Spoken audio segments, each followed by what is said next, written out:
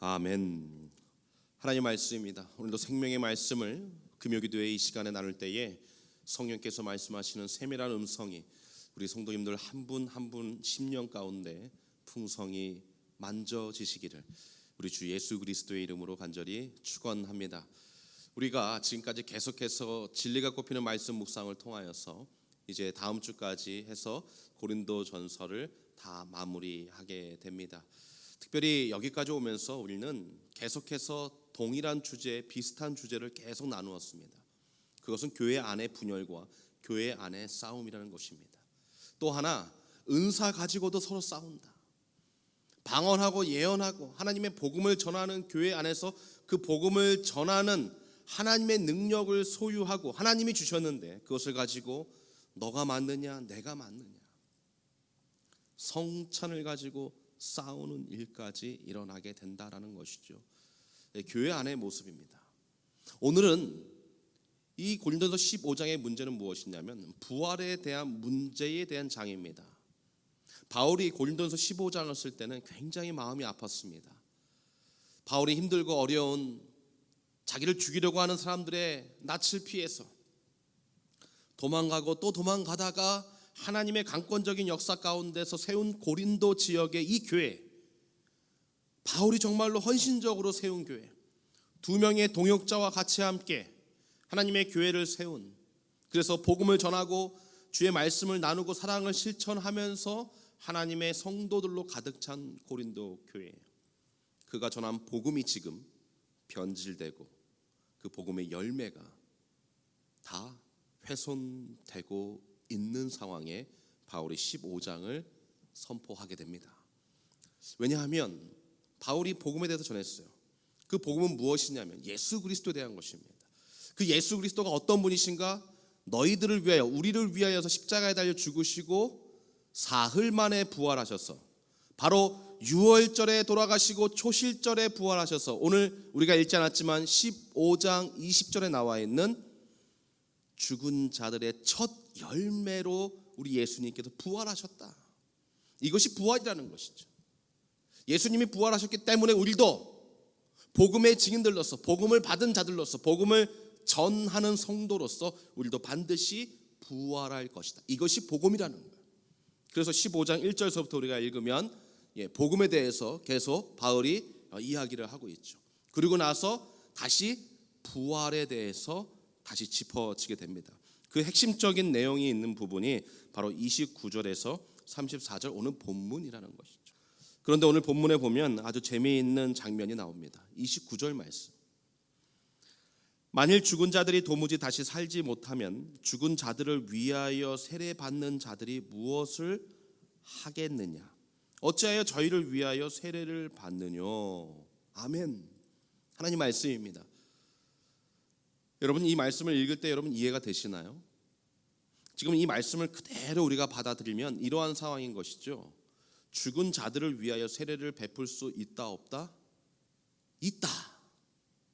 바울이 지금 그것을 이야기하고 있는 것입니다. 죽은 자들을 위하여서 너희들이 세례를 베풀고 세례를 받는데 정말 부활을 믿지 않으면 그러한 일들을 왜 하겠느냐라는 것이죠. 다시 한번 읽어볼까요? 우리 다시 한번 읽어보겠습니다. 만일 죽은 자들이 도무지 다시 살지 못하면 죽은 자들을 위하여 세례받는 자들이 무엇을 하겠느냐? 그러니까 부활이 있지 않으면, 죽은 자들이 다시 살아나지 않으면 이러한 행동을 하는 사람들이 할 일이 없다라는 것이죠. 어찌하여 저희를 위하여 세례를 받느냐? 아멘. 이 이야기는 지금 무엇을 바울이 이야기하고 있냐면 당시 1세기에 이단들이 굉장히 많았어요. 지금도 무슨 우리 주위에도 신천지 무슨 이름도 듣도 못한 그러한 이단들이 있어서 가정을 깨치고 또한 우리 삶에 아주 여러 가지 어려움을 주는 그러한 교회와 또한 그러한 교단들이 있습니다. 근데 예수님 당시에도 그렇고 예수님이 부활하신 이후에 사도들이 복음을 전했던 사도행전의 그 시간, 초대교회의 그 시간들이죠. 그때에도 엄청난 이단들이 복음과 대치되고 있었어요. 복음을 전한다고 하면서 거짓 복음을 전하고 예수 그리스도를 선포하지만 오히려 다른 예수를 전하는 그러한 일들이 굉장히 많이 있었습니다. 그 중에 이 영지주의자를 대표하는 인물이 한 분 있습니다. 바로 이 세린투스라는 사람이에요. 이 세린투스라는 영지주의자의 이 첫 번째 인물로 뽑힐 정도로, 뭐 정확하진 않지만 첫 번째 인물로 뽑힐 정도로 당시에 굉장히 유명하고 또한 이단 중에 이단이었습니다. 이 영지주의자들이 무슨 말이냐면, 이 영지주의는 그노스티즘인데, 이 그노스티즘의 첫 글자 그노시스라는 단어가 지식이라는 단어예요. 그래서 하나님을 믿습니다, 이 사람들도. 그런데 지식을 통하여 하나님을 발견하고 지식을 통하여서 그리스도를 발견하는 거예요. 지식을 통하여서 구원을 얻는 것이죠. 지금 현대 21세기의 영지주의자들이 있어요. 이 사람들이 누굽니까? 도마복음을 주장하는 사람들. 사실 도마복음을 읽어보면 도마복음은 신비주의가 더 강력하거든요, 지식적인 것보다. 그렇지만 여러분 뭐 TV 보시면 많이 아시죠? 이 철학가 그 아무개 있잖아요. 소리 버럭버럭 지르면서 강의하시는 분. 그분이 최근에는 마가복음도 강의하시더라고요. 그분들이 지금 영지주의자들이에요. 지식을 통하여서 깨닫는 거야. 예수를 깨닫고 하나님을 깨닫는다는 거죠. 거긴 뭐가 없어요? 은혜가 없어요. 거긴 또 뭐가 없습니까? 십자가의 사랑이 없어요. 여러분 절대 거기에 시간 낭비하지 마세요. 제발 좀 부탁합니다. 절대로 시간 낭비하지 마세요. 저한테 물어보신 분도 계세요. 절대로 그러한 분들의 이 학문적인 차원에서 공부하기 위하여서 뭐 우리 대학생들이나 청년들이 뭐 듣는다, 이 목사님의 어떤 가이드라인 안에서 받을 수 있다고 생각합니다. 하지만 그러한 이단들의 가르침 또한 잘못된 사상가들은 여러분의 영혼을 무너뜨릴 수 있음을 잊지 마십시오. 이 세린투스는 굉장히 재미있는 일화가 하나 있습니다. 이 사도 요한이 제자들이 많이 있었는데 그 중에 훌륭한 제자가 한 명 있어요. 폴리갑이라는 사도 요한의 제자예요. 그 사람들을 우리는 속사도라고 이야기합니다. 근데 폴리갑의 저서에 한 일화가 소개되어 있는데, 이 사도 요한이 이 세린투스를 굉장히 싫어했대요. 왜냐하면 복음의 반대 진영에 있기 때문에. 그래서 어느 날 사도 요한이 공중 목욕탕을 이렇게 가게 됩니다. 공중 목욕탕에 들어가서, 공중 목욕탕이니까 우리 한국 목욕탕에 가면 뭐가 있죠? 여러 사람이 들어가는 온탕이 있죠. 냉탕이 있고. 그런데 거기에 세린투스가 딱 들어가 있는 거예요. 그랬더니 사도 요한이 이제 그 목욕을 하러 그 탕에 들어가려다가 세린투스가 딱 있는 것을 보고 굉장히 화를 내면서 복음의 반대 진영에 있는 사람, 그 사람을 아주 경멸하면서 그 자리를 떠났다. 그 정도로 사도 요한, 사랑의 요한 사도 요한이 바로 그 세린투스를 굉장히 경멸했다라는 일화가 있습니다. 그리고 나서 사도 요한이 집으로 돌아왔겠죠. 세린투스를 보고 그가 굉장히 경멸하고 화를 내면서 집으로 돌아왔어요. 마음이 어땠을까요? 좋지 않았겠죠. 그래서 사도 요한이 기록한 책이 있는데, 그 기록한 책이 요한 1서, 2서, 3서라는 폴리갑의 그러한 일화가 있습니다. 뭐 정확하진 않아요. 하지만 일리가 있는 것이죠. 사도 요한이 사랑의 요한인데, 사랑의 사도가 화를 내고 집으로 돌아와서 하나님 앞에 회개하며 다시 또 이제 서신서를 썼다. 뭐 일리가 있는 말입니다. 그 정도로 사도 요한까지도 경멸했던 그러한 영지주의자, 잘못된 복음을 전했던 이단이었습니다. 또 하나의 이단이 있습니다. 소개할 이단은 그 말시온이라는 이단이 있어요. 이 말시온 이단주의자들은 육은 악하다, 영만 선하다 이렇게 주의해요. 그래서 말시온 주의자들이 모여서 이 말시온 이단 교회를 만든 거죠. 그래서 육은 악하기 때문에 예수님이 이 땅에 오실 때는 육신으로 이 땅에 오신 게 아니다, 영적인 존재로 이 땅에 오셨다라고 주장하는 거예요. 그런데 이 말시온주의자들과 이 영지주의자들이 어떠한 일들을 벌였냐면, 이들이 부활을 믿었어요. 부활을 가르치고 부활을 믿으면서, 물론 영지주의자들도 굉장히 많은데 이 부활을 믿지 않는 영지주의자들도 있거든요. 그런데 기록에 의하면은 이 영지주의자들과 말시온주의자들이 함께 모여서 예배를 드린다든지 아니면 자기가 떨어져서 예배를 드릴 때에 세례식을 거행하게 되는데, 그 세례식을 거행할 때에 죽은 자들을 위한 세례식을 거행했다라는 것입니다. 왜요? 부활을 믿기 때문에. 그래서 이렇게 죽은 사람을 이제 이 뭐죠? 관 안에 넣잖아요. 이렇게. 제가 죽었으면 제가 관 안에 딱 들어가 있는 거예요. 그럼 이 관 안에 넣고 이제 장례 예배를 치지 않습니까? 그럼 예배를 치르기 전에 이제 사제가 이제 목사가 딱 오게 되죠. 그러면 관 밑에 누가 있냐면 제 자식이 있는 거예요. 제 자식이 들어가 있는 거예요. 관 밑에. 뭐 저를 따지면 우리 이삭이가 관 밑에 있으면서 우리 아버지가 예수 믿지 않고 죽었으니까 세례 받고 천국 가고 구원받고 부활하게 해달라고 간곡하게 부탁하는 거죠. 그래서 목사가 물어봅니다. 이제 세례 받기를 원하느냐? 누구한테 물어보는? 죽은 저한테 물어보는 거예요. 세례 받기를 원하느냐? 그러면 누가 대답해요? 관 밑에 있는 우리 아들이 받기를 원합니다. 그러면 죽은 사람한테 세례를. 이게 진짜 있었다. 바울이 지금 그걸 이야기하고 있는. 사랑하는 성도 여러분, 세상의 이단들이 행하는 일들이 어디서 일어나고 있는 거예요? 지금 교회 안에 잘못된 기독교 풍습, 문화, 사상이 들어왔어요. 바울이 이 이야기를 왜 하는 걸까요? 이단들이든 너희들이든 너희들 가운데 변질된 사람들이든 어쨌든 무엇 하나는 믿고 있다는 거예요. 부활은 믿고 있다는 거예요. 할렐루야. 부활은 믿고 있다는 것입니다. 사랑하는 성도 여러분, 우리 충신의 모든 가족들은 부활을 믿고 있는 줄 믿습니다. 또한 우리가 혹시 예수님 오시기 전에 죽을지라도 우리는 반드시 부활체로 다시 부활하게 될 줄 믿습니다. 이걸 믿으셔야 돼요. 바울이 지금 이것을 강조하고 있는 것입니다. 너희들은 지금 다 믿고 있다. 부활을 다 부활을 믿고 있다. 그러면 부활을 믿고 있는 성도들이 어떻게 살아야 되는가? 그가 강조하는 것이 31절 말씀 같이 읽겠습니다. 형제들아, 내가 그리스도 예수 우리 주 안에서 가진 바 너희에게 대한 나의 자랑을 두고 단언하노니 나는 날마다 죽노라. 아멘. 뭐 한대요? 바울은 날마다 죽는데요. 사람들은 지금 고린도교회 성도들은 부활을 강조하고 있습니다. 부활을 기대하고 있습니다. 부활하지 못하면 어떨까 고민하고 염려하고 근심하고 있습니다. 근데 바울이 강조하고 있는 것은 무엇이냐면, 그래 너희들 지금 부활을 다 믿고 있지. 그런데 부활을 믿는 성도, 부활을 바라보고 있는, 부활을 소망을 품고 살아가는 신자들이 살아야 될 삶은 어떤 삶이냐?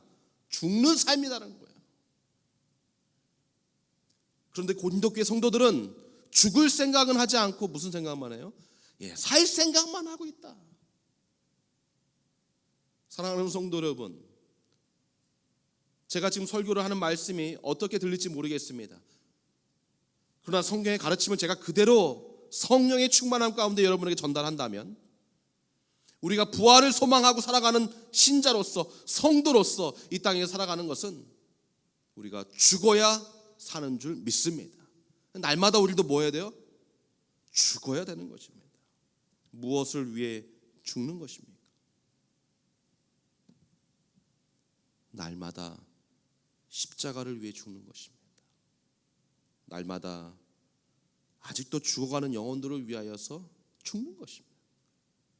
그것이 우리가 바울처럼 또한 성경에서 가르쳐주고 있는 하나님을 믿는 성도들이 부활을 소망하며 이 땅을 살아가는 자들의 삶의 모델이 될 수 있는 것입니다. 그런데 때로는 우리는 고린도교회 성도들처럼 내가 죽을 생각은 하지 않고 부활만을 생각하고 있어요. 내가 여기서 나에게 맡겨진 사명과 소명을 감당할 생각은 안 하고 저 천국에 갈 생각만 하고 있어요. 때로는 우리 목사님이 그랬지, 구원 절대 없어지지 않는다고. 성도의 견인, 하나님께서 우리를 반드시 견인차가 끝까지 끌고 가듯이 우리를 끌고 가시기 때문에 나는 이제 괜찮아. 사랑하는 성도 여러분, 하나님이 우리에게 맡겨주신 직분과 책무들이 있습니다. 우리가 해야 될 책임이 있습니다. 우리가 해야 될 사명이 있는 것입니다. 그것은 날마다 죽으며 날마다 죽는 각오로 날마다 죽어가며 사람을 살리는, 사람의 영혼을 천국으로 인도하는 예수 그리스도께서 걸어가신 그 놀라운 십자가의 길을 우리도 가야 되는 것입니다. 그러한 죽음이 없이 부활만을 생각하는 성도는 잘못된 겁니다. 그러한 희생과 헌신도 없으면서 하나님만을 바라보는 것은 잘못된 것입니다. 부활을 소망하고 살아가는 성도의 모습은 그래서 죽는 성도. 언제 죽는가? 날마다 죽는 것입니다. 그래서 바울이 지금 그것을 강조하고 있습니다. 너희는 죽지도 않으면서 부활만 기대하고 있다. 그래서 저 이단들이, 영지주의자들이, 말시온주의자들이 하는 그 죽은 사람 밑에 들어가가지고 우리 가족이, 우리 부모가, 내 친구가, 내 사랑하는 배우자가 세례받아 구원받아 천국에서 만날 것을, 다시 부활하여 만날 것을 원합니다라고 그런 진짜 무슨 개그 콘서트 같은 그런 일들을 하고 있냐. 분명한 것은 너희 안에 부활이 있지 않느냐. 그러나 나는 날마다 죽는다. 나도 부활을 믿고 있다. 너희도 같이. 그 부활을 믿는 사람들은 죽어 살아야 된다. 죽으며 살아야 된다. 날마다 죽음을 각오해야 된다. 바울이 그렇게 살아왔지 않습니까? 씨를 뿌려야 열매가 맺지 않느냐, 그것을 말하고 있어요. 34절, 깨어 의를 행하고 죄를 짓지 말라. 하나님을 알지 못하는 자가 있기로 내가 너희를 부끄럽게 하기 위하여 말하노라. 바울이 아주 이거 굉장히 심한 말을 하는 거예요. 교회 안에 성도들이 앉아 있는데 지금 하나님을 알지 못하는 사람 너무 많습니다. 하나님을 믿지 못하는 사람 너무 많습니다라고 지금 이야기하는 거예요. 당신들을 부끄럽게 만드는 것입니다라고 이야기하는 것입니다.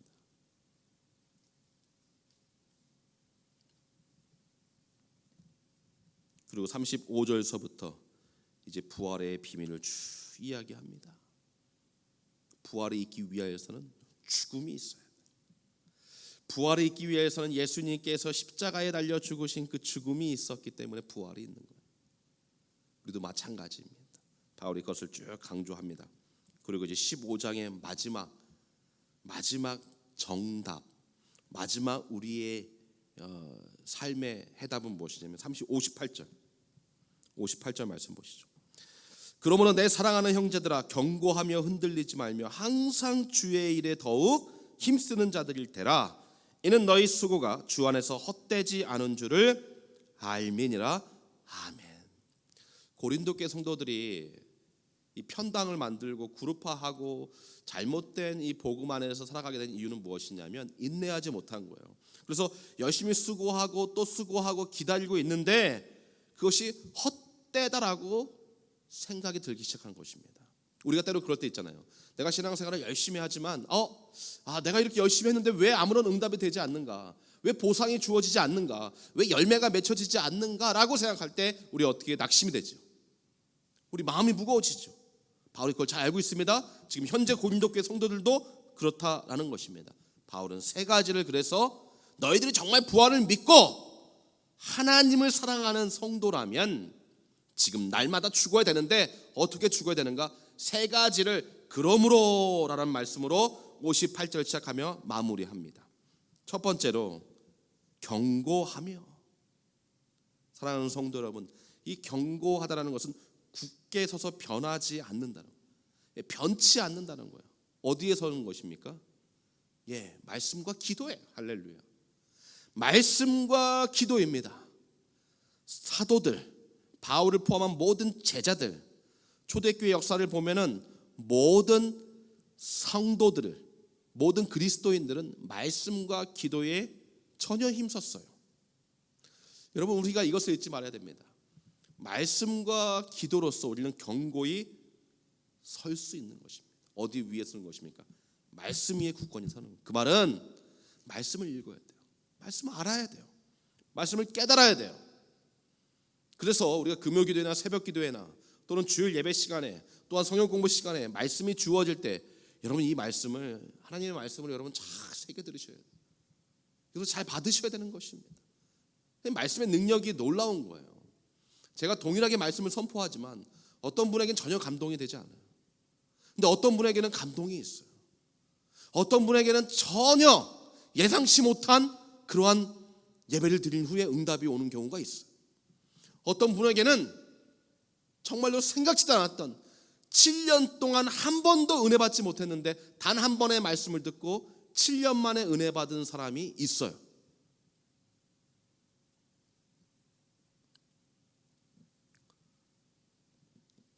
저는 아무개 성도를 위하여서, 아무개 집사를 위하여서, 아무개 권사님, 장로님을 위하여 설교하지 않습니다. 저는 본문에 충실하게 하나님이 우리 충신교회에 주시는 말씀으로 준비하고 또 이것을 전하는 것입니다. 문제는, 중요한 것은 성령께서 각 심령 가운데 맞게 딜리버리 해주시는 거예요. 여러분이 귀로 듣는 것이 아니라 그랬죠. 마음으로 듣는, 내 마음으로 듣고 마음으로 결단하는 것입니다. 그게 말씀 위에 경고히 서는 사람들입니다. 주님께서 어떠한 말씀을 하시든지 내가 순종하는 것입니다. 하나님께서 어떠한 말씀을 나에게 주시든지 내가 순종하고 내가 그렇게 살겠습니다. 맞습니다.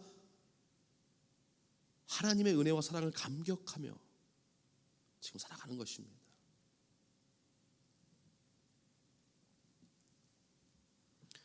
이 말씀 위에 굳건히 선다는 것은 특별히 믿음을 강조하는 것이죠. 믿음은 들음에서 난다. 기억하시죠? 믿음은 들음에서 난다. 말씀을 들음으로. 그렇기 때문에 말씀을 항상 듣고 말씀 위에 경고히 서야 됩니다. 여기서 우리는 중요한 것을 한 가지 짚고 넘어가야 됩니다. 두 번째로 나누는 것인데요. 두 번째로 바울은 첫 번째로 경고하며 두 번째로 흔들리지 말며. 여기 이상한 점이 있습니다. 왜냐하면 말씀 위에, 믿음 위에 굳건히 섰어요. 말씀과 기도로 굳건히 섰어요. 경고히 섰습니다. 근데 뭐예요? 두 번째, 흔들리지 말며. 사랑하는 성도 여러분, 이것이 우리 인생의 모습, 성도의 모습입니다. 우리가 말씀 위에, 기도 위에 굳건히 섭니다. 경고하게 나아갑니다. 굳게 서리 찬양을 부르며 나아갑니다. 이 믿음 더욱 굳세라 찬양하며 나아갑니다. 중요한 것은 흔들림이 있다 없다? 있어요. 유혹이 있습니다. 내가 말씀 가지고 나아가지만 나를 괴롭히는 사람들이 있습니다. 나에게 유혹을 주는 마귀의 유혹들이 있습니다. 나를 공격하는 사단의 역사가 있습니다. 나를 흔들리는, 내가 말씀 위에 충만하고 기도 많이 하고 기도 깊이 들어가고 정말로 날마다 주님 앞에 눈물로써 회개하며 나아가지만 나를 흔들리는 환경과 여건과 사람들이 많이 있다라는 것이죠. 거기에 무너지지 말라는 것입니다. 마귀는 어떤 사람들을 공격합니까? 늘 말씀 위에 깨어있는 자들, 기도하는 자들, 하나님을 위해 죽기를 작정하고 날마다 죽는 성도를 마귀는 공격하는 거예요. 그때 흔들림이 왜 없겠어요? 하지만 여기서 흔들리지 말며라는 것은 내가 비록 흔들릴지라도 뭘 흔들리지 말라는 거예요. 견고하게 선 너희의 믿음, 말씀 위에 선 너희의 삶의 목적 방향, 복음의 대사명을 이루어야 되는 하나님께 부여받은 책무, 거기에 있어서만큼은 흔들리지 말라는 것입니다. 할렐루야. 우리 사랑하는 모든 충신의 성도님들은 그러한 흔들림이 없는, 변치 않는 견고한 믿음으로 말씀 위에 기도에 서서 승리할 수 있기를 주의 이름으로 축원합니다. 마지막 세 번째로 더욱 힘쓰는 자가 되라 이렇게 말씀합니다. 오늘 58절 마지막에 항상 주의 일에 더욱 힘쓰는 자, 항상 주의 일에 더욱 힘쓰는 자, 항상 주의 일에 더욱 힘쓰는 자. 한 번 더, 항상 주의 일에 힘쓰는 자. 여기서 항상 주의 일에 힘쓰는 자라는 것은 풍부하게 만들고 탁월하게 만들다라는 뜻을 갖고 있어요. 이게 지금 한국말로 표현할 수 있는 방법이 없기 때문에 이렇게 표현한 거예요. 풍부하게 만들고 탁월하게 주의 일에 힘쓰라는 것입니다. 이게 무슨 말일까요? 우리는 매일 똑같은 다람쥐 책박기와 같은 신앙의 삶을 사는 것을 굉장히 지루해하죠. 맞습니다. 지루합니다. 그런데 거기서 날마다 내가 새로운 삶으로 풍성하게, 또 새로운 삶의 어떤 활력소를 가지고 탁월하게 주의 일을 감당해 나가라는 것입니다. 어제와 똑같은 삶이 아니에요. 왠지 아십니까? 우리는 언제 죽었어요? 이제 조금 있으면 우리 또 죽을 텐데 어젯밤에 죽었잖아요. 성경에서 바울이 표현한 날마다 나는 죽노라, 성경에서 죽음은 어떤 사람들을 표현하죠? 잠자는 자. 할렐루야. 그렇기 때문에 우리가 잠을 잘 때 나는 죽는 거예요. 오늘 하루 모든 거에 다 죽는 거예요. 그리고 내일 아침 새 호흡을 주신 하나님의 은혜로 호흡하며 새 노래로 하나님을 찬양하며 풍부하고 탁월한 주의 일에 더욱 힘쓰는 복음의 증인들로 나아가게 되는 줄 믿습니다. 사랑하는 성도 여러분, 그렇게 살아가시기를 주의 이름으로 간절히 부탁을 드립니다. 하나님이 왜 응답해 주시지 않는가? 하나님이 왜 이렇게 나에게 이렇게 시련을 주시는가? 정말 날마다 죽는 성도이십니까? 바울처럼 모든 것을 포기하고 날마다 죽는 성도입니까?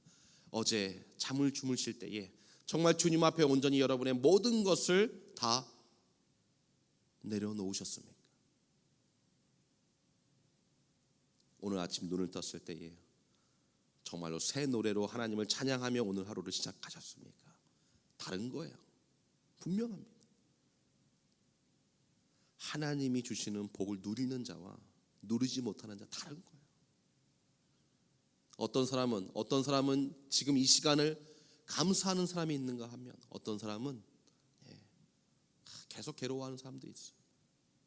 제가 이번 주일에 다시 또 얘기하겠지만 말씀을 통하여서 사랑하는 성도 여러분, 하나님이 얼마나 우리를 사랑하시는지 늘 기억하시고 늘 깨달으시고 내가 해야 될 바울이 고백한 날마다 죽는 삶을 살아가시는 우리 주신의 모든 성도들 되시기를 주의 이름으로 간절히 축원합니다. 무엇을 두려워하고 계시나요? 기도 후에 우리 찬양할 텐데 아무것도 두려워하지 말고 주님만 바라보고 살아가십시오. 주님만 바라보고 가는 삶은 내가 죽을 수 있어. 주님이 죽어가신 삶을 사셨잖아요.